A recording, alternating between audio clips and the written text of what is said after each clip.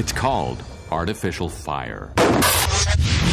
It's an explosive chemical cocktail that can ignite the whole sky with color. What goes on inside a firework? How can 1,000 shells burst in perfect time to music?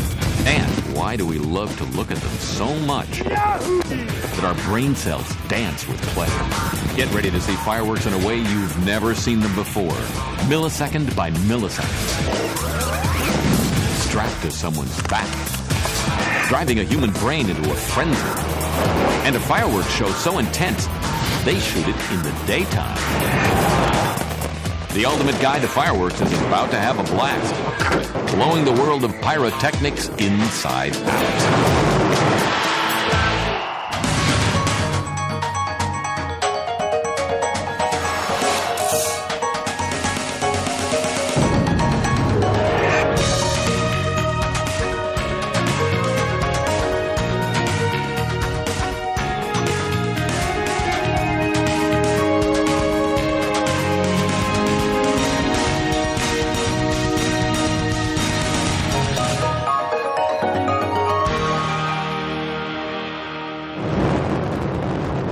Fireworks can rock you, or they can put you in a trance.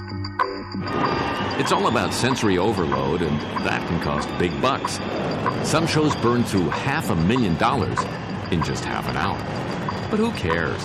On July 4th, Americans claimed their inalienable right to see the rocket's red glare.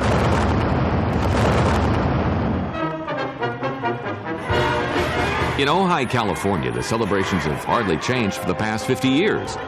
The day is for the standard street parade. But the day is all about what happens at night. Fireworks.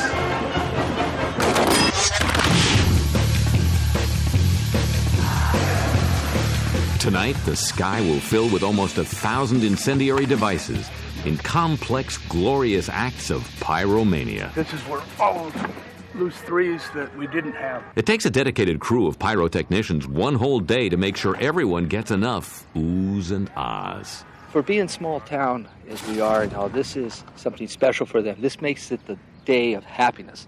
This is their show. Stern Ingram, a professional pyrotechnic operator, is a veteran of Ojai's annual celebration. Well, the idea is to get the fireworks in the air, and what we try to have is something going off all the time. Now, naturally, there'll be a few lulls, but you don't want breaks. We'll run 20, 25 minutes, something like that. The fireworks won't just be painting the sky. They'll be lighting up the ground, too. This is a set piece in between shooting the fireworks. We'll stop and light one of these and let it burn out and then start again. Rigged incorrectly, these fireworks could cause devastation. That's because there's over a ton of explosive material in this field. And for this show, the crew will be directly in the firing line. You got rope ready? So they're going to light this one right over there? Probably the one in the front. At this show, these people like to hand fire them. In other words, they have a fusee or a lighter, and they light each fuse manually. A hand-fired show is a rarity in these days of computer-controlled fireworks. It's all part of the Ojai tradition. There's an adrenaline rush that goes with this that is unlike any other adrenaline rush out there. You can drive a motorcycle on the freeway at 190 miles an hour. You can do all kinds of things to have an adrenaline rush. This is unlike any of those. Tonight, 15,000 spectators will experience a glorious spike of adrenaline if the finale goes as planned. This will probably go up in about 35 seconds. Yeah. Maybe less. You're looking at, just in 3-inch shells, you've got over 300 rounds. We've got, I believe there's a 4-inch there. There's a combination, so that's 6 and 5, and then 4 more over here. So you're looking at 300 and change shells in 30 seconds or so. Amid the smoke and noise of battle, someone's going to have to keep the firing crew on track. I try to envision what's going to happen, and I try to communicate that to the crew. The only way to do it is yell at them. Time to set fire to the sky. First one.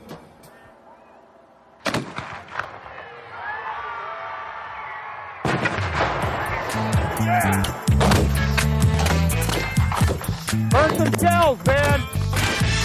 Finish that front row. Fountain! No! Fountain! The front row! Oh, you did great fire, man.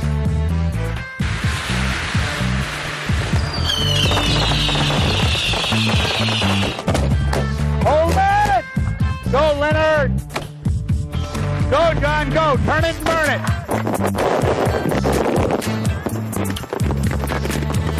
Get rid of it!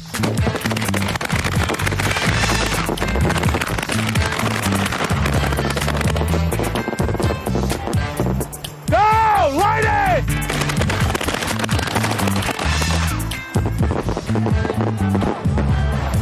Okay, we're done. The show is a hit with the crowd, if not 100% success for the crew. It didn't go as well as expected. Just the finale didn't happen the way we had planned. We had some breaks in the fuses and just couldn't catch up to them. So we lost about 60 or 70 shells out of the finale. It just happens. There's nothing we could have done. It just blew. This faulty fuse meant several dozen fireworks were left sitting in their mortar tubes. These didn't go off, so we're going to have them soak them in water and render them safe, so they'll no longer be an explosive hazard here. You've got to treat unexploded fireworks with extreme caution. But that's part of what we love about fireworks, their unpredictability. This night, as on every Independence Night, tens of thousands of fireworks will illuminate the American sky. Over $200 million worth of explosives will burst into light and smoke. What is the timeless lure of these bursts of light, these chest-thumping explosions? Instead of looking upward for the answer, why not look inward to the human brain? In this unique field experiment, a spectator at a fireworks show will be hooked up to a device that monitors his brainwaves, in essence, turning a fireworks show into a psychological laboratory. People love fireworks not only because of all the stimulation, but from a psychological standpoint, there is what's called controlled fear. It's well known that fear stimulates the release of adrenaline into the bloodstream. Once the adrenaline goes throughout our body is bathed in that, our heart rate increases, our pulse rate goes up, we begin to sweat. Psychologists tell us that this compelling cocktail of fire and fear puts the brain into a state of euphoric stress called eustress that actually feels good. But what really goes on inside the brain has been a mystery until now. Watch as Dr. Michael Nuccitelli and brain scan expert Dr. Carla Hickey begin to watch the neurons fire in their subject's brain.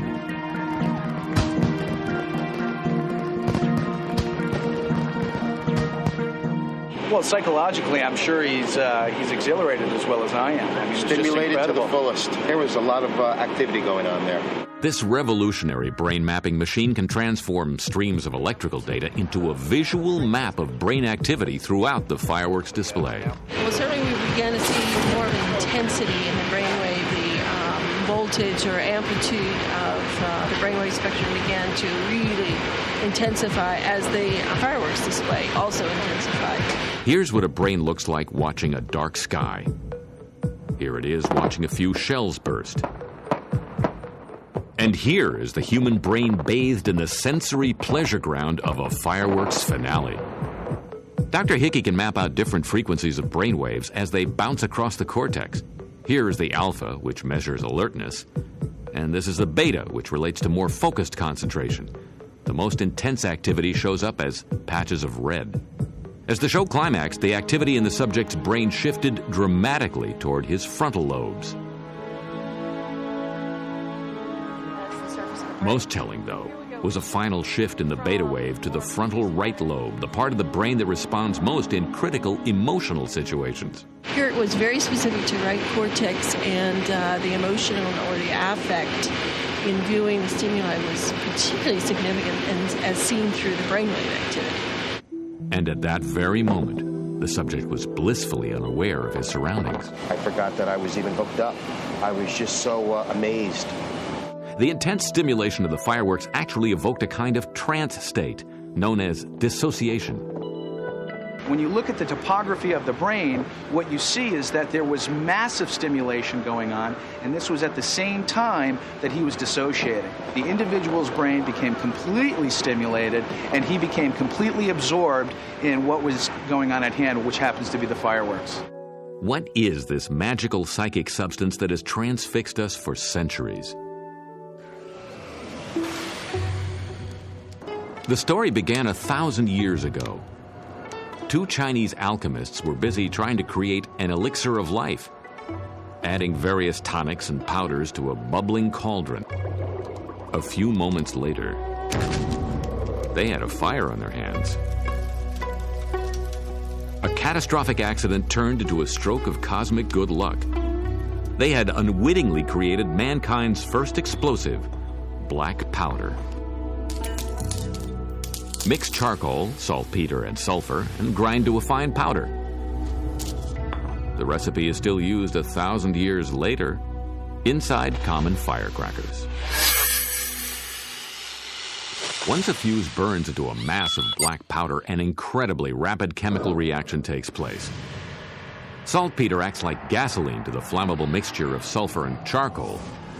The result is a hot gas under so much pressure that within a few milliseconds, it blows the cardboard tube apart.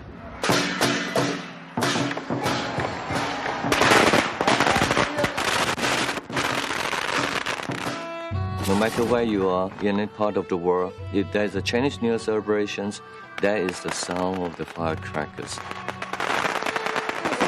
Firecrackers are as much a part of Chinese culture as the Great Wall and Tai Chi. The firecrackers are used basically is because of the loud noise they have, and they believe the loud noise is able to get rid of the evil spirit. Today, few modern Chinese believe firecrackers chase away evil spirits, but they're still captivated by their power.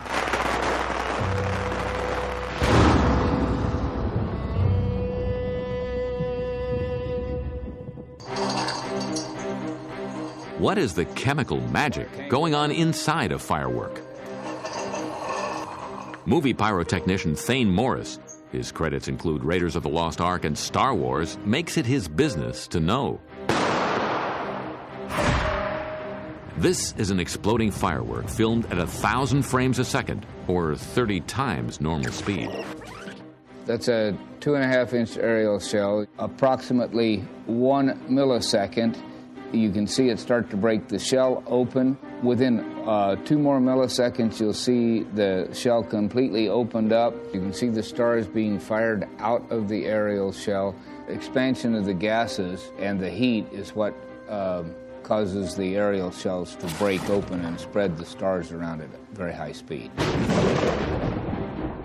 Balls of fire called stars are captured here as they shoot out at around 300 miles per hour. This is another 2.5-inch aerial shell. We shot this one in the dark. We get some overexposure at the very beginning, showing the extreme temperatures involved, very hot, 4,000 degrees. As the star burns, you can see the metal material burning off of it. It's aluminum or magnesium that's normally used in stars to create that look. Thane Morris has to know how to harness the devastating power of fireworks with split-second timing. His job and his life depend on it.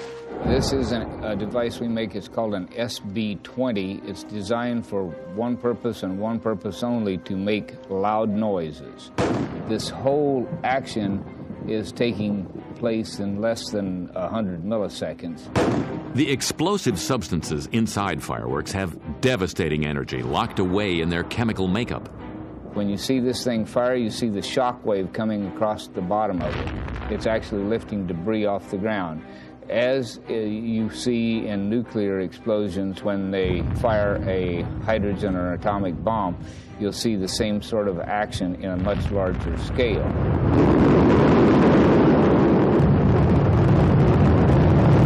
What makes fireworks so thrilling to watch also makes them dangerous. Only experienced pyrotechnicians should get close. And only one man in the world is crazy enough to try this. Yes, that is a fireproof suit, And that backpack is full of high explosives. John Banks is the lighted man, the bizarre pyrotechnic tradition of a Colorado ski town. The lighted man actually began in 1936 with my father, and it started with the torchlight parade, and my father joined in that. But for Claudius Banks, skiing with torches was not enough. He covered himself with electric lights. Originally they were flashlight bulbs, and they were powered by a large car battery, and he put them on his skis and his poles, and he skied down Howson Hill. Somebody suggested that it probably looked really neat if he strapped on or tied on some Roman candles as he came down, and so he tried that, so he was back to burning holes in his clothes, but everybody enjoyed it so much that it's become basically a tradition here in Steamboat. And so, while the rest of Steamboat Springs is enjoying Winter Carnival, John Banks is busy donning his explosive payload, ready for the night's performance. The backpack right now is the most important part of the equipment because it supports the fireworks racks. We refer to them as the rocket tubes, but we don't actually shoot rockets, we shoot Roman candles.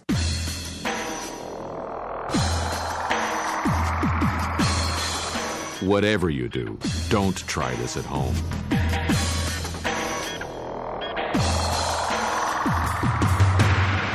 The slope is filled with daredevils, but soon everyone will make way for the entrance of the one, the only, the incredible lighted man.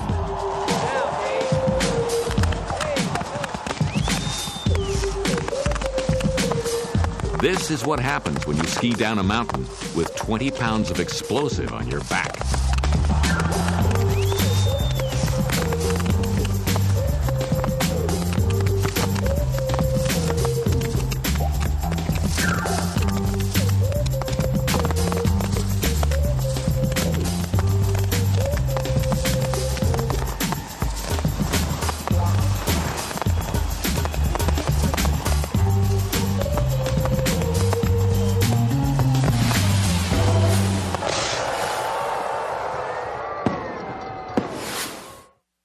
Great. Everything worked well. We were pleased.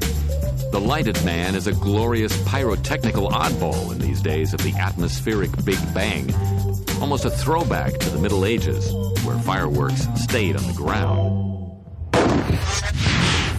Italian cities often hosted pyrotechnical parades where plaster cast figures spewed fire from their eyes and mouths. Some of the direct descendants of those medieval pyrotechnicians are now based here in Cincinnati, Ohio. Rozzie's famous fireworks has been making sky fire for over 100 years. The Rozzies are a fireworks dynasty. While some companies talk about business being explosive, for the Rozzies, that's no exaggeration. Art Rozzie manages the plant, but his 80-year-old father, Joe Sr., still works an 8-hour shift, 5 days a week. Joe Sr. is a living link to centuries of pyrotechnical tradition. My father told me how not to do things. It gets in you. You know the right way and the wrong way. You have to like to do it and do it right as you can, as right as you know how to do it. So my father taught us. My father was very good at it. He was excellent at it. So he passed that on to us. The Rozzie factory may look ramshackle, but appearances can deceive. They're constantly on guard against their number one enemy, static electricity. One tiny spark can spell catastrophe, so each building's armed with a grounding plate to keep the dreaded spark at bay. These flimsy shacks are actually built to fall apart in an explosion, reducing injury from the concussion of a blast. And spaced far apart to prevent fire from spreading.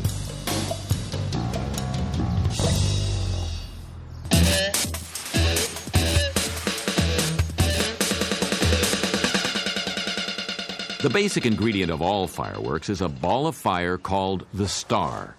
At the Rozzies, they're made in the old-fashioned way. That means by hand. First, you mix the chemicals together and press them into shape. Then add a coat of priming mixture to make sure they catch fire as they hurtle through the air at hundreds of miles an hour.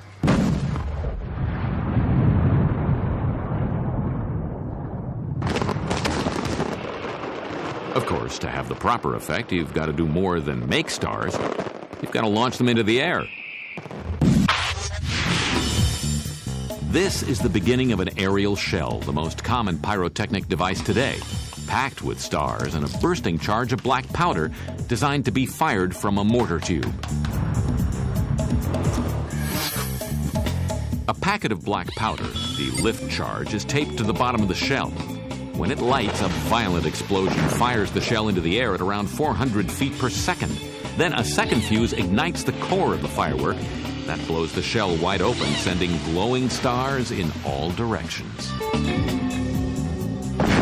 This classic floral pattern, invented in Japan, is called the chrysanthemum, but there are dozens of variations.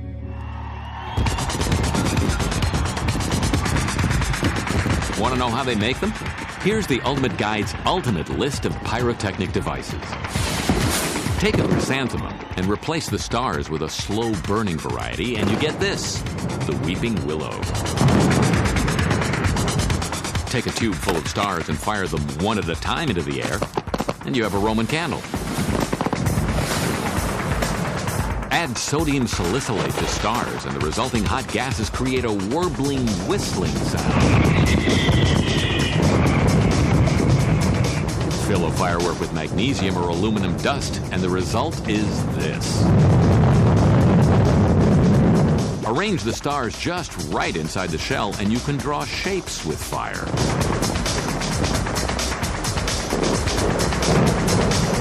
The most complex of all shells is an Italian classic, the multi-break. Multi-break, yeah. We used to make a lot of them years ago, 3-break, 4-break, 5-break, 6-break. It's so much work. If you made them right, it took so much work to make them, You had to follow on one break at a time. But they're still made in limited quantities. This is really 3 or 4 fireworks in one. The cylinder is divided into layers of stars, each with its own bursting charge of black powder. Between the layers are timed fuses called spoulettes that create pauses between the explosion of each layer. After we finally set that spoulette to the correct height, it's then ready to be spiked. Spiking, wrapping the shell in string, keeps the contents tightly bound to maximize the explosive burst.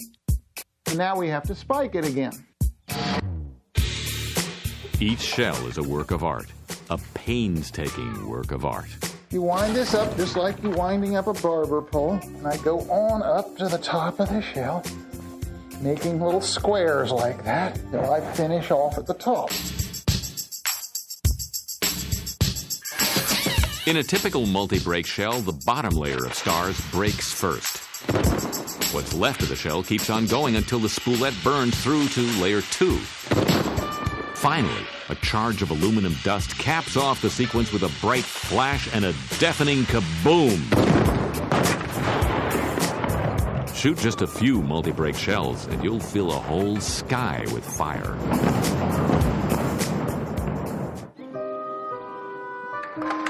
Fireworks families like the Rossis have built their empire on chemical secrets passed down through the generations. These recipes for explosive magic are still kept under lock and key. But times are changing. Now folks are figuring out the arcane formulas for creating color. You make red by doping the explosive mix with strontium ions.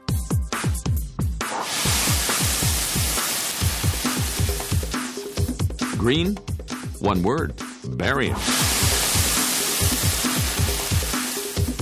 Blue is the calling card of copper.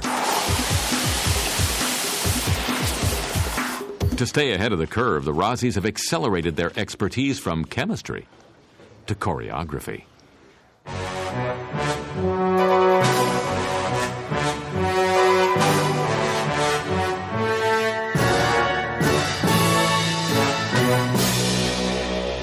Years ago, you used to shoot aerial shells one at a time. Now you shoot a lot of them electronically.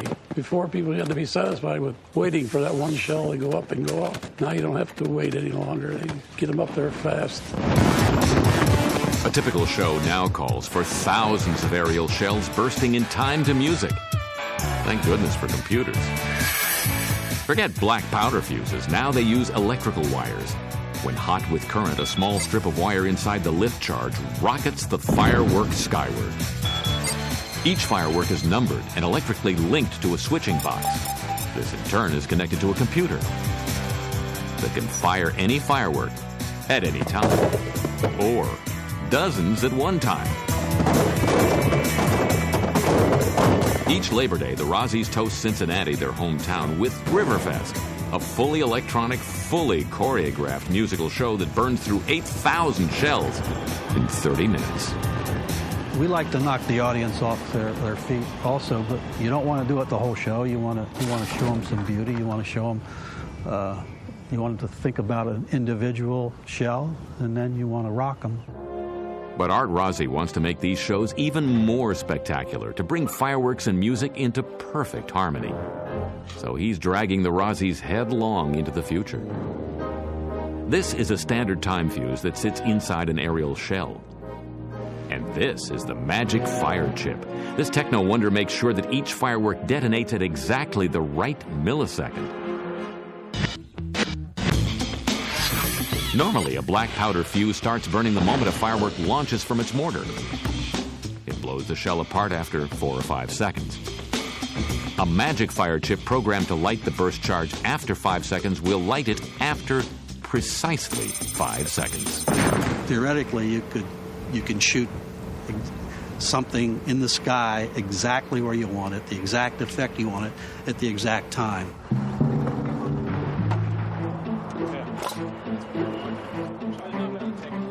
So today, the Rossis are planning a full-scale show to test Magic Fire's precision choreography. Art's younger brother Joe keeps the rigging crew from crossing their wires. It's all the control cable that'll run data and power out to the firing sites. These are the main controllers that interpret the data coming in from the laptop that basically tell the system out in the field what to do and when. For Art Rossi, the work began several days ago, when he began to choreograph the show to a fireworks standard, the William Tell Overture.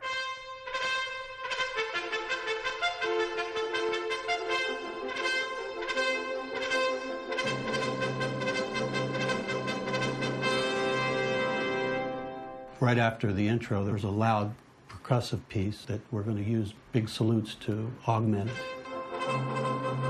Well, we're going to hit these percussion with salutes with the Magic Fire technology.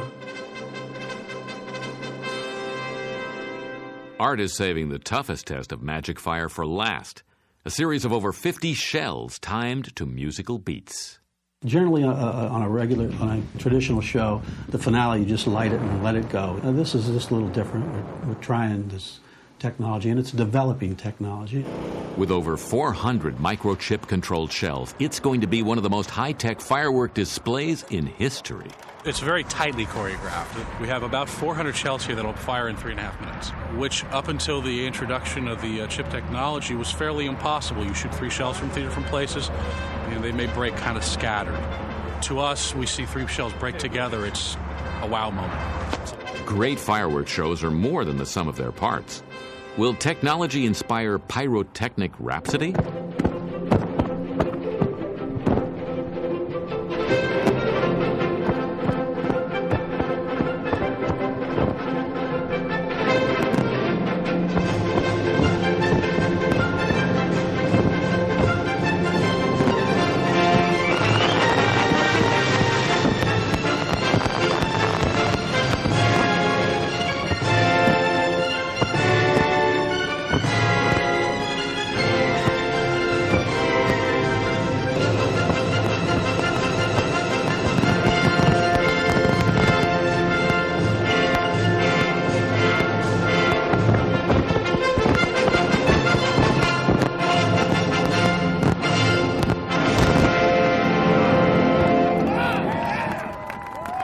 Everything fired wonderfully. The colors were vivid. It was a nice, cool, crisp night. The colors came out perfect. Magic Fire worked perfect. You could tell all shells firing from 3 locations all broke at the same time. There was no boom, boom, boom. It was boom, all together.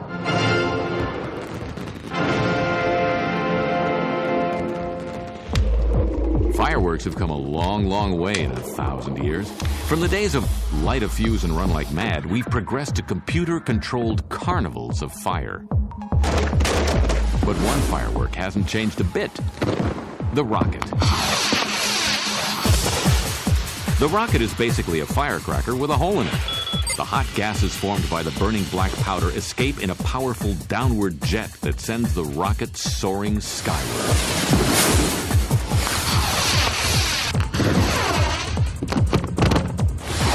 Rockets were the most popular form of firework for many centuries, but they were also the most dangerous, since they tended to fly every which way after they took off. And when that happens, the results can be, well, you can imagine. People like fireworks because it is inherently dangerous. Thane Morris makes a living by making fireworks seem dangerous while really making them incredibly safe. When he isn't on a movie set, he makes pyro devices for up-close and personal pyro shows worldwide, like this one at Treasure Island in Las Vegas. And he's often asked to do crazy things like, say, fire devices directly at an audience. His credo is simple.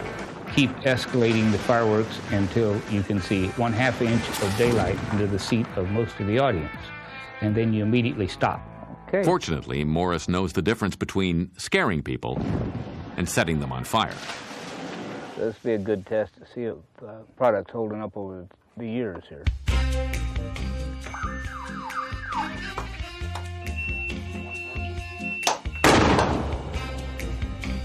Yeah, that one was 25 feet plus or minus 5, so it fell into spec. It's 30 feet. Another Morris motto: test, test again, and then, to be sure, test some more. At the secluded proving ground of his company, MP Associates, only the limbs of a few trees are at risk. We try to make our product so that it's 99.999 accurate. And if we say that it's going to go 20 feet plus or minus 5 feet, you can pretty well figure it's going to go 15 to 25 feet and go out. Looking good, Joel. To get that type of predictability, 10% of the production run is pulled for quality control. And when the testing is done, it's time to take the show on the road. It's rodeo time. To Thane Morris, that means his yearly precision pyro show in the grand old Houston Astrodome. It's quite challenging to rig in that building because of that great dome that they've got on the top of it, and there's really no place to drop or hang the pyrotechnics. That means lots of wires for Morris's point man, Jeffrey Marsh. To hit all these positions in this arena, I have close to 45,000 feet of cable, almost 8 miles of wiring involved to go back to a single point where this show is fired from. To make their lives a little easier, the pyro guys have hijacked the stage manager's lighting truss. There are also dangling devices on 150-foot long cables below the dome. In the dome for this show, we're using about 450 devices. They're scattered throughout this inner truss, the outer truss, and devices hung in the ceiling. They have to create a show with a 360-degree audience view, timed to the national anthem for the opening of the rodeo. Well, this is a 1/4 by 35 gerb. It shoots 1/4 second, 35 feet, and I have them on a down position and also an up position around this truss. And just directly below it, I have a flame projector. It's our standard red flame projector that we use in an indoor arena. In an indoor pyro show with an audience nearby, you have to learn to think small. Imagine an aerial burst up in the sky, the big fireworks. Well, this is the indoor version, if you will. It's sized down to fit the proportions of the stadium. It's also built by MP Associates, and it's fairly clean device. We try to cut down on the smoke in here. Smoke is a big problem in an indoor arena. And there's an extra challenge for this indoor show. You're dealing with horses who are inherently afraid of fire and smoke. You're dealing with cowboys who are, by the nature of the beast, a cowboy. So it's sometimes quite challenging to do that. This year, the Catalina Cowgirls are getting into the act, running their own small pyrotechnic devices on horseback. Okay, Dale, let's go ahead and fly this rig up. Okay, to fly? Okay. Thank you. All right, Brian, get to go up. 10-4, going up. So, Dale, we just completed the status check. How do we look? We're ready for show, Jeff. Thank you very much. Cue the horses. Cue the fireworks.